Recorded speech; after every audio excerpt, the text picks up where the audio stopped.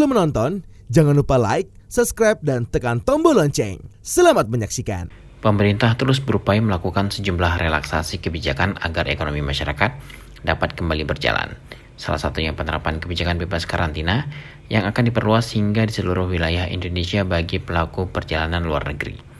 Sebelumnya kebijakan ini telah diuji cobakan di Bali, Batam, Bintan dan mendapat respon atau hasil yang baik dengan angka positivity rate yang sangat rendah dan juga angka reproduction rate yang semakin menurun, diiringi dengan penanganan pandemi yang semakin terkendali.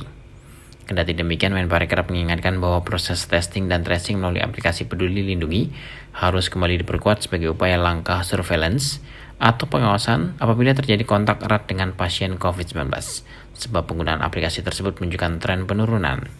Kemudian terkait kebijakan visa on arrival telah mendapatkan penambahan negara yang bisa masuk ke Indonesia melalui pintu Bandara I Gusti Ngurah Rai Bali.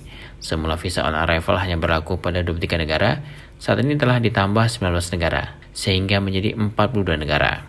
Berkenaan dalam menyambut bulan Ramadan, pemerintah juga akan melonggarkan mobilitas masyarakat dalam beribadah dan juga pelaksanaan mudik lebaran. Tentunya kebijakan ini akan disesuaikan dengan perkembangan vaksinasi lengkap, booster hingga level dari PPKM di tiap wilayah. Dan tentunya patut kita syukuri dengan penanganan pandemi yang semakin terkendali dengan hasil dari penerapan protokol kesehatan yang juga dipatuhi secara ketat dan disiplin dan sangat diapresiasi. Maka hari ini telah diumumkan kebijakan tanpa karantina diperluas ke seluruh Indonesia hanya dengan entry PCR test. Jadi surat edaran Satgas akan segera diterbitkan paling lambat minggu ini tanggal 22 Maret 2022 dan kebijakan ini diambil berkaitan dengan suksesnya atau lancarnya penerapan uji coba di Bali, Batam, dan Bintan dengan angka positivity rate yang sangat rendah dan juga angka reproduction rate yang semakin menurun. Yang kedua adalah untuk mengingatkan kita semua bahwa testing dan tracing harus kembali diperkuat. Memang antigen sebagai syarat perjalanan sudah dihapus, namun sebagai surveillance, sebagai syarat untuk kontak erat, ini harus diperkuat.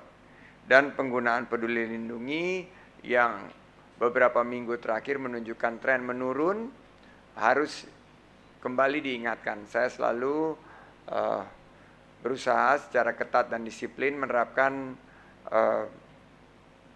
check-in QR code Peduli Lindungi. Sekarang saya mau Menparekraf juga menyampaikan beberapa catatan yang menjadi evaluasi dalam penyelenggaraan MotoGP 2022 yang telah berlangsung 18 sampai 20 Maret 2022. Di antaranya penambahan infrastruktur untuk mengatasi terjadinya kepadatan lalu lintas, penempatan UMKM yang lebih strategis, penerangan jalan, jalur khusus bagi pejalan kaki, serta kendala pemesanan homestay secara online yang ternyata tidak terdaftar ke dalam sistem. Tim Eljon Media melaporkan.